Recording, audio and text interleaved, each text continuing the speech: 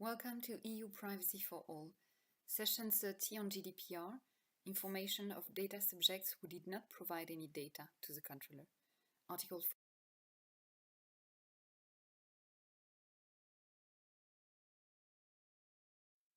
EU Council suggested the addition of an Article 14a, dealing with situations in which data subjects did not provide directly data to the controller. However, European Parliament was the one initially suggesting a new set of provisions dealing with such a situation. To make a long story short, EU Council suggested the need to inform on categories of data, legitimate interests, recipients, transfers, rights, among which the one to withdraw consent at any time, to lodge a complaint, and then additionally from which source the personal data originate, unless publicly accessible resources were used, and further processing. On the contrary, no need to inform in case of a data subject that would already have the information, in cases in which it proves impossible or involve a disproportionate effort, and data collection is let down in EU or national law, or there is an obligation also let down in the law to remain confidential. In Article 14a, finally retained, the following information, as suggested by EU Council, were required: identity of the controller and of a data protection commissioner and representative, if any, purposes, legal basis, categories of personal data, recipients, and transfers. Also, it was added that the controller had the obligation to provide information necessary to ensure fair and transparent processing, that is to say, the period of storage, or the criteria to be used, legitimate interests, in case it is a legal ground, all the set of rights that a data subject benefits from, the right to withdraw, to lodge a complaint, from which source the personal data originate, automated decision-making, including profile. The conditions in which the information shall be provided are outlined here in this paragraph 3, within a reasonable period and at the latest within 1 month. At the latest also if there is a communication with the data subject during the first communication. And finally, if it is disclosed to another recipient at the latest when the data are first disclosed to the third recipient. Further process of data implies that there would be a prior information of data subjects. As in Article 14, the obligation to inform does not apply if the data subject already has the information or if it proves impossible or would involve disproportionate effort, or it is let down in union or member state law, including regarding professional secrecy. As for Article 14, the recitals applying to detail how information should be provided to the data subjects are let down in Recital 30 on the easy access, easy to understand and clear and plain language to be used,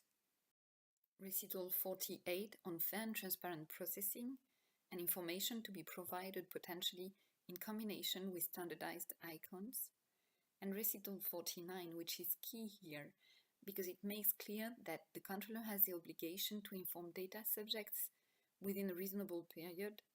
and where the origin of the data could not be provided to the data subject because various sources have been used, the information should be provided in a general manner, which is quite blurred. Recital 50 on the fact that it is not necessary to inform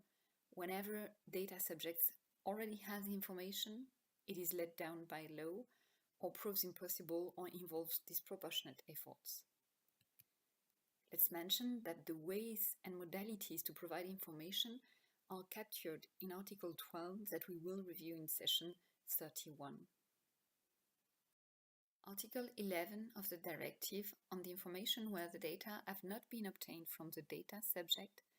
makes clear that this information shall be provided at the time of undertaking the recording of personal data or no later than the time when the data are first disclosed.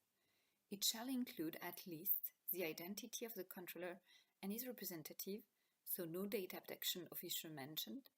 the purposes of the processing, no legal basis mentioned, and any further information on the categories of data, recipients, right of access, or to rectify,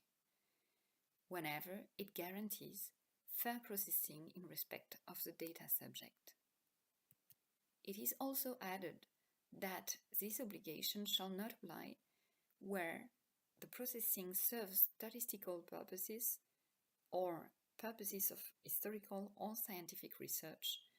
or whenever it proves impossible or would involve a disproportionate effort, or finally when it is let down by law. In those situations, the controller shall make sure that appropriate safeguards are implemented. What should accountable data controllers get prepared for? To inform data subjects that did not provide directly personal data on use and further use of this data in an easily accessible and easy to understand way. It shall be provided within 1 month or the first time communication is implemented with the data subject or the first time data are disclosed to third parties. This obligation do not apply whenever data subjects already has the information or it is let down by law, including for reason of professional secrecy, it proves impossible or would involve disproportionate efforts. When done, this information of the data subjects shall include the identity and contact details of the controller, its representative, and if any, the data protection officer, purposes and legal basis, categories of data, recipients, transfers, and any further information to ensure fair and transparent processing. The same list as in Article 14, adding from which source the personal data originate. So now what will be interesting is knowing more about the concrete implementation and the feasibility of such an information, notably regarding the concept of disproportionate efforts.